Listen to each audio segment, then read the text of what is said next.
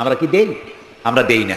হুজুররা মনে করেন মুরিদরা আমারে দেবে, মন্ত্রী মনে করে অন্যরা আমারে দেবে, এসপি মনে করে পুলিশ আমারে দেবে। কিন্তু সালাম যিনি আগে দেবেন তিনি অহংকার মুক্ত, সুবহানাল্লাহ। এবং এই সালাম অন্যরা বলে কি সুপ্রভাত, গুড মর্নিং, গুড ইভিনিং, শুভ সন্ধ্যা, শুভরাত্রি। এটার ব্যাখ্যা কি?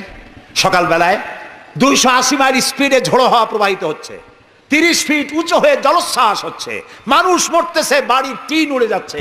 সকালবেলা কেউ যদি যায় বলে গুড মর্নিং, থাপড়ায় দাঁত ফালাই দেবে না? বেটা, এর সাইতে ব্যাড মর্নিং তো কখনো আসে নাই।